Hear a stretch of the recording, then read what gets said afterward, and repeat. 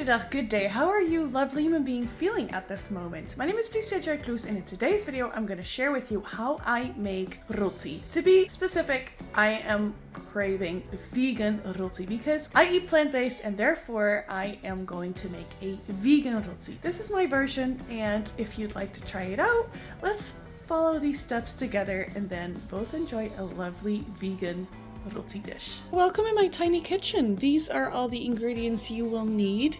I forgot to film how I prep these vegan chicken pieces, however, it's just added with some black pepper, some paprika powder, as well as some spicy seasoning. I like to add some mushrooms in my dish as well. However, the base just asked for some garlic, onion, tomatoes, potatoes, some green beans.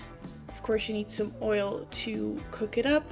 Of course, the pancake, which I don't know the English word for, I'm sorry. And these are the seasonings I'll be using. Some chili pepper. I really like this spicy one. The recipe calls for some garam masala, some salt. Instead of using a teaspoon of vegetable stock, I'm going to be using adobo. Pretty much the same thing. Some black pepper. I like to add paprika, and since I don't have Indian spices, but the spices according to the internet contain of cumin, curry, turmeric, and mustard, I'll be using that, and I don't need to buy another jar of seasoning. So let's prep. I'm starting off with the potatoes. I first clean the peel with some water. I boil some water. I peel off the skin and I cut the potatoes into smaller pieces. I boil them for about 10 minutes. I let the oil heat up in the pan and cut the garlic and the onion to then add to the hot oil. I chop up the tomatoes and add that to the pan as well. Once the potatoes have been cooking, I drain the water, and it is then time to clean and cut the mushrooms and also add that to the mixture in the pan. Then it is time for the fun stuff, adding all the flavors. I add 2 spoons of the garam masala.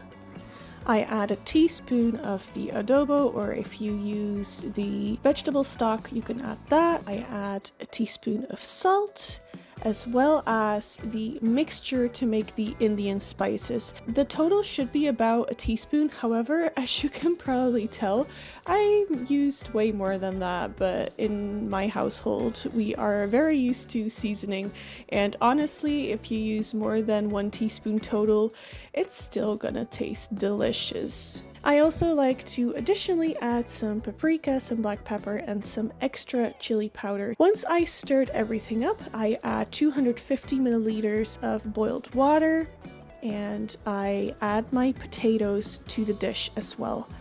I let this cook for about 10 minutes. After the 10 minutes, I add 125 milliliters of boiled water as well as some green beans. I use frozen green beans, which reduces the heat, of course, a little bit.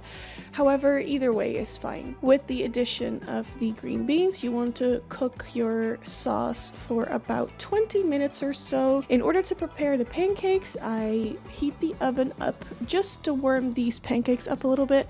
We don't own a microwave. I don't think it's necessary to own one. I also like to add the vegan chicken pieces. I did that about 5 minutes before I was done, as I already cooked it before, and since it's not actual meat, it doesn't need to be fully done. Of course, it's already done. Once everything has been sitting in the pan and the 20 minutes are over, it is time to plate. And this dish is delicious. Look at this.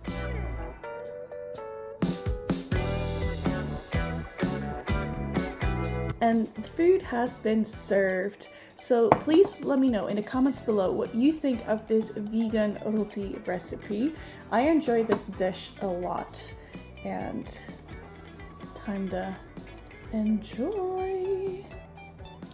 You can eat it with your hands like this, or you can eat it like a wrap, whatever you prefer.